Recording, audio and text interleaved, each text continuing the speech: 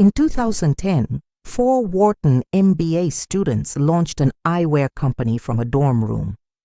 Their target was Luxottica, the Italian conglomerate that quietly controlled roughly 80% of the global eyewear market, including brands like Ray-Ban, Oakley, and most of the licensed designer frames on every optometrist's shelf.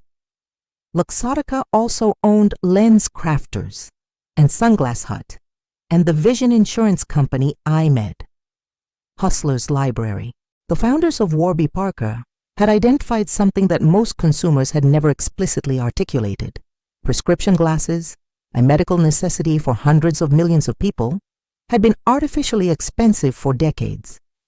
A pair of frames that cost $8 to manufacture routinely retailed for $300 to $500. The founders bootstrapped the company with approximately $120,000 raised through Wharton's venture initiation program, supplemented by personal contributions and a $50,000 line of credit from TD Bank. By 2025, Warby Parker reached $872 million in annual revenue with 323 retail stores across North America. The gap Warby Parker found was not hidden in any technical sense. Luxottica was employing a skimming strategy, keeping prices and margins artificially high, charging 20 times the cost of production for frames. This was visible to anyone who read the financial statements, understood the supply chain, or simply asked why glasses cost as much as a smartphone. The gap was hiding in plain sight. The reason nobody had found it for decades was not that the information wasn't available. It was that the incentive structure of the industry made the gap profitable to maintain rather than disrupting it. The people positioned to solve the problem, optometrists, optical retail chains, licensed frame manufacturers, were all participants in the economics that the gap produced. Disrupting Luxottica required someone with no prior relationship to those economics. The 4 Wharton students who founded Warby Parker had never worked in eyewear. They had no existing relationships with Luxottica. They had no revenue from the existing pricing model to protect. Their lack of industry experience, the thing that would normally be a liability in launching a product company, was the specific condition that made it possible for them to see the gap clearly and act on it without the constraints that industry experience would have imposed. The founders knew that online eyewear had been tried before and had largely failed. The barrier was not technology, it was trust.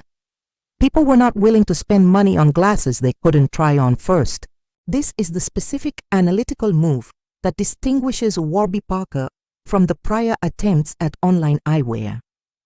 The founders did not look at the failed prior attempts and conclude that online eyewear was not a viable category.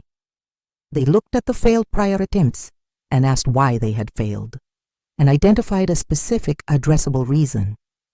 The barrier was not price. The barrier was purchase anxiety, the fear of choosing the wrong frames without being able to try them on.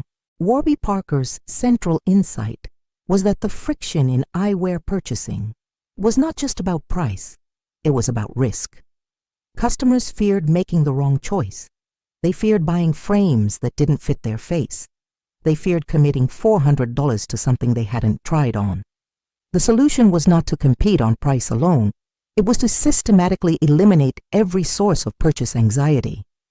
The Home Try-On program shipped 5 frames to your door, free. You kept them for 5 days. You tried them on in your own home, showed your friends, took photos. The Home Try-On program solved the trust problem that had defeated every prior online eyewear attempt. And it solved it without requiring a physical retail presence. It created the trial experience that purchase anxiety required while maintaining the cost structure that the direct-to-consumer model depended on. Luxottica dismissed the company, believing that the online experience could not compare to the personal attention of a physical optical store. The dismissal was rational within Luxottica's mental model of the eyewear market. Customers need to try on frames in a staffed retail environment with lighting designed for the purpose and an optician available to advise. Warby Parker's Home Try-On program made that mental model irrelevant. The try-on experience the Luxottica model said required a store was happening on customers' kitchen tables, with photos being shared with friends on social media, generating a word-of-mouth marketing function that no retail store could produce. Have you ever watched an incumbent dismiss a competitor's solution because the incumbent's mental model of the customer experience made the solution look inadequate, and watched the customer demonstrate that the mental model was wrong? Leave a comment. Within just 3 weeks of Warby Parker's debut, it sold out of its entire collection and had a waiting list 20,000 orders deep. The waiting list is the most instructive data point in the Warby Parker origin story because it revealed something about the scale of the latent demand that neither the founders nor anyone in the existing eyewear industry had modeled. The founders had planned for a gradual launch. The website had been built with a modest capacity assumption. The initial inventory had been ordered based on conservative projections of what an unknown online eyewear startup could reasonably expect to sell. The 20,000-person waiting list told a story that the conservative projections had not captured. The gap between what customers needed prescription eyewear and what they were currently paying for it, $300, $500 per pair, had been accumulating demand pressure for years. The moment a credible, attractive alternative appeared at $95, the demand released. This is the specific characteristic of a gap that has been maintained by market structure, rather than by genuine production cost or technical limitation. When the structural barrier is removed, when a direct-to-consumer model eliminates the middlemen whose margins had sustained the pricing, the price that clears the market is dramatically lower than the price that had been the market, and the demand that emerges is dramatically larger than anyone had projected. If the specific mechanism, a gap maintained by market structure rather than production cost, visible to outsiders but invisible to insiders because the insiders participated in the economics that maintained it, is what makes this channel worth your time. The like is the direct signal. The employees of Luxottica's retail operations, the Lens Crafters Associates, the Sunglass Hut staff, the opticians working in affiliate practices, were not part of the pricing decisions that Warby Parker disrupted. They were earning wages and commissions within an economic structure that had been built on the markup model that Luxottica had sustained for decades.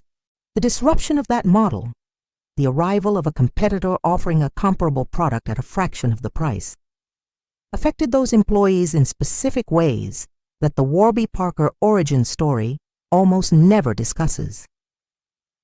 The stores that closed, the hours that were reduced, the commissions that dropped as traffic shifted. These were experienced by people who had not made the pricing decisions that made Warby Parker's model possible, and whose economic security was partially a function of the pricing structure the disruption was eliminating. The gap that Warby Parker found was real. The artificial inflation of prescription eyewear prices had genuinely harmed consumers, particularly lower-income consumers for whom $400 glasses were a significant financial burden. The elimination of that gap was genuinely beneficial at the consumer level.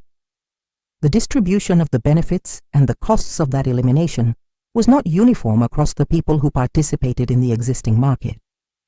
The practical lesson from the Warby Parker case is about where gaps tend to be located and why they persist. The gaps that are available to underfunded startups are almost never the ones that require technology that doesn't exist or market demand that hasn't yet formed. Those gaps are the ones the well-funded competitors are already working on. The gaps available to an underfunded startup are the ones that have been maintained by market structure, by the accumulated incentives of existing participants to keep things as they are, rather than by any genuine limitation on what's possible. The eyewear market's gap was maintained by Luxottica's monopoly on distribution and by the optical retail industry's participation in the markup model. The gap was not maintained by any genuine production constraint. Frames that cost $8 to produce can be sold at $95 with a healthy margin. The gap existed because everyone in the industry was economically invested in it existing. The startup with no prior industry relationships, no existing revenue from the gap's economics, and no incentive to maintain the structure that made the gap possible. That startup sees the gap as an opportunity rather than as the status quo. The incumbents see it as the status quo. The difference in perspective is the specific advantage that underfunding and inexperience sometimes produce. The practical thing: when identifying market opportunities, look specifically for gaps that have persisted, not because they are technically difficult to close, but because the people best positioned to close them are economically invested in their persistence. Those are the gaps available to the entrant with no existing stake in the economics. The next episode looks at a case where the gap was closed, where the comeback happened, in conditions that nobody who was modeling the company's prospects had included in their analysis. This content was developed with the support of artificial intelligence tools and underwent human review, editorial curation, and approval before publication. The analysis presented here is strictly educational and philosophical in nature, grounded in behavioral psychology and classical stoicism.